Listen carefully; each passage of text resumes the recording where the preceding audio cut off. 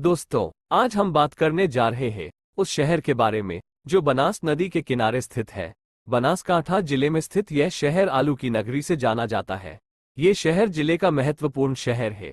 अब तक तो आप समझ ही चुके होंगे कि हम किस शहर के बारे में बात कर रहे। जी हाँ, ये है आपका, हमारा और हम सबका शहर, डीसा शहर। तो चलिए जानते हैं डीसा का इतिहास। पुराने समय में डीसा एक जागीर था जिस पर मंडोरी राजवंश का शासन था। फिर अंग्रेज शासन काल में 1820 में डीसा फील्ड ब्रिगेड नाम से जाना जाता था। डीसा में अंग्रेजों ने अपनी सैन्य छावनी का निर्माण किया था।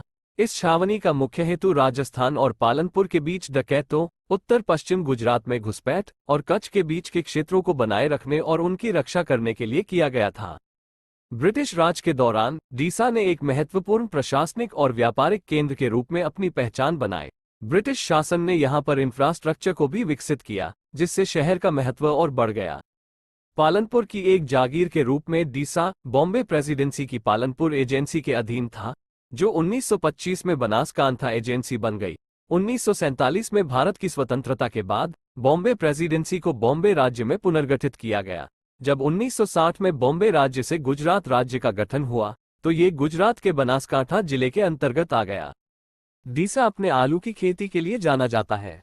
आलू अनुसंधान के लिए खेती के अंतर्गत आने वाले क्षेत्र और कृषि जलवायु परिस्थितियों को ध्यान में रखते हुए भारतीय कृषि अनुसंधान परिषद ICAR नई दिल्ली की वित्तीय सहायता से 1971 से 1972 में अखिल भारतीय समन्वित आलू सुधार परियोजना का एक केंद्र शुरू किया गया था। इसके बाद ICAR ने इस मूल्यवान फसल के उत्पादन को बढ़ाने के लिए बहुविषयक दीर्घकालिक अनुसंधान की आवश्यकता को महसूस किया और राज्य के किसानों की समस्याओं को दूर करने के लिए आलू पर व्यवस्थित अनुसंधान कार्य शुरू करने के लिए 5वीं पंचवर्षीय योजना 1975 से 1980 के दौरान परियोजना को मजबूत किया। सरदार कृषिका दांतीवाड़ा कृषि विश्वविद्यालय डीसा में एक आलू अनुसंधान केंद्र चलाता है।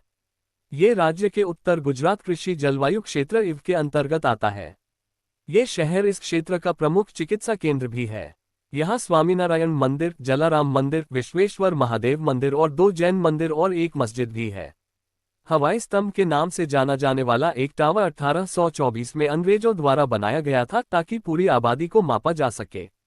आज डीसा एक आधुनिक शहर है जो अपनी ऐतिहासिक विरासत को संजोए हुए है और साथ ही साथ आधुनिकता की ओर बढ़ रहा है।